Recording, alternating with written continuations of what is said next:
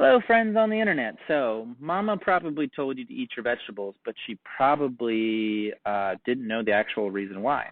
And maybe we don't either. We're still discovering things all the time. Nutrition science is a very strange science. A lot of uncertainty there. But this is a really interesting topic, so I wanted to share it with you, okay? So, are plants good for you? Maybe.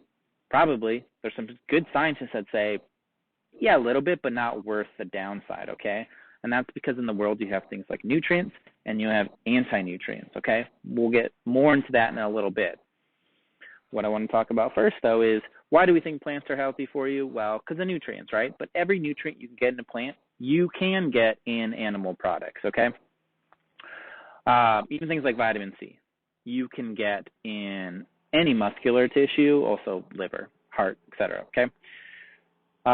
So it's not just the nutrients. You can get those. What about antioxidants? Well, like vitamin C, you can already get that in other tissue, but your body can make its own. These are called like endogenous antioxidants, so glutathione being the big one.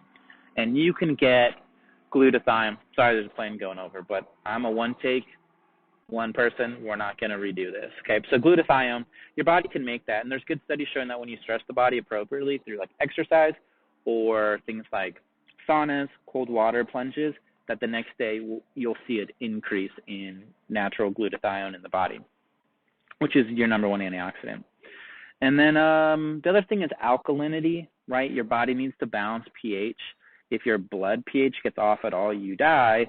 And so if you're eating a lot of acidic-based foods, your body's going to have to borrow alkalizing agents like minerals from your own tissue, and that means you're going to be leaching minerals from yourself. Now, the thing is, if you're leaching minerals from yourself, your own tissue, it goes to reason that you can get that from animals as well. And so I'm not really certain about the alkalizing balancing, but that one's maybe up for debate as well. Now, here's the interesting thing, like what can you get from plants that you can't get from animal products? And the answer is, well, plant toxins. Okay, and you might think, well, that's an argument against eating plants. And a lot of people would make the argument, it is. But maybe not so. I think that's contingent. I think that really depends on the situation, okay? So let me explain the concept of hormesis. So hormesis is the biological concept of that which doesn't kill you makes you stronger, okay? So think like exercise. Technically, exercise is destructive, damages your body if you do it right. But if you really do it right, you damage your body just appropriately enough to stimulate your body's response to heal and get stronger and reinforce tissue that was stressed, whether it's muscle, ligaments, tendons, bones, etc., okay? So that could be true biologically as well. You challenge yourself with a certain amount of toxins and your body kind of reinforces itself. It becomes more robust. It becomes more resilient, okay? This gets into some interesting ideas for me, and I haven't really seen anyone articulate these, so if you see anything else on the internet, like share a link in the comments because I want to learn, okay? But this makes me think of the idea of like alcohol, for example. People that drink a little bit of alcohol consistently are shown to live longer. And we're not really sure why. Initially it was like there's like resveratrol in red wine or antioxidants in red wine, and it turns out you could drink any alcohol and live longer on average. And that makes me think like, well, alcohol's not good for you. It's technically toxic. But our bodies are pretty good, not everybody, unfortunately, but most people are pretty good at dealing with that toxin. So that might be the idea of like just the right of biochemical stress to make you more resilient.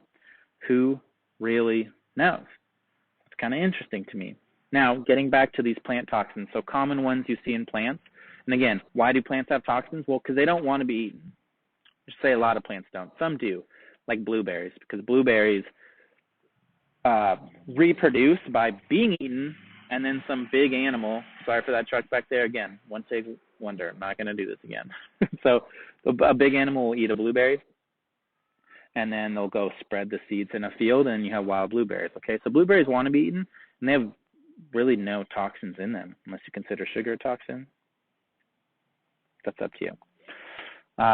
So anyway, plant toxins. You have things like oxalates and phytic acid and lectins, and there's plenty more. And these things help protect plants from being consumed, okay? And like a little caterpillar that starts chewing on a leaf, that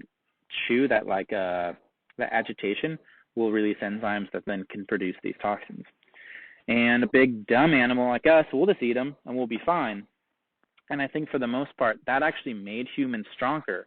I think here is where the rubber meets the road, if that's a saying that works here. And I think that saying does work here. So historically, humans were not exposed to a lot of toxins outside of plants. Okay, so that biochemical stress really helped us. In the modern age, we're bombarded with toxins in our environment. Okay, there's studies that show a varying amount. We don't need to get into the details, but we're talking like some of us 150 to 250 toxins on a daily basis, like non-native toxins, artificial toxins. So what might be going on here is we're toxined out, we're at our limit, and now we're eating all these plants that are also toxic, okay? And under normal circumstances, we can handle them just fine. However, these aren't normal circumstances. You can make the argument, in which case you're already at your like threshold for toxic stress or biochemical stress. And not to mention a lot of us are eating like processed foods that come with like their own non-native toxins, okay? So that's just like more fuel for the toxic fire. But say we're eating really clean and we're eating like all organic vegetables, but the rest of our life we're exposed to these environmental toxins. The toxins on vegetables just might be too much for us to deal with, and it could actually be making us sick. So I think that's where we're at with this debate, because there's some scientists that are like, plants aren't worth it right now. Like, there is some reward, but it's not worth the potential risk. And some people are like, plants are really good for you. We need them, and we wouldn't be healthy without them. I think it's just like we're at this crossroads where there's so many toxins in our environment. What was making plants good for us historically might be problematic now, especially if your body's compromised with some kind of illness and it can't deal with toxins that well, right? People with like the MTFR genetic mutation, like if you have a hard time methylating, you might not be able to deal with toxins. If you're under extreme stress, you're just going to have a hard time methylating in general, forget genetic mutations, and then like you might not be able to deal with toxins that well in that case. There's probably other examples like autoimmune issues that might make it just too stressful to deal with these plant toxins, in which case you got to start being smart. Like eating a big kale salad might not be in your best interest, okay? And I think that might have just added more confusion to this nutrition debate. What my hope was just like an interesting conversation, but something for you to think about, okay? And that could be you. If you're like a raw vegan and you're experiencing health issues, something to consider, okay? Because your body might be loaded up with toxins and maybe you need to take a break. And there's a lot of ways you can do that and still eat healthy and not just be a raw vegan.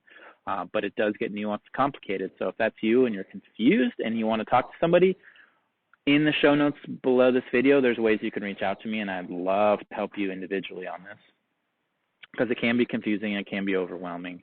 But, there's help out there for you, and just like even knowing some of this stuff could help give you the right direction and create like a path for you to start experiencing health on a whole new level. So anyway, love you. If you're still here, thanks for listening. You're a real nutrition nerd.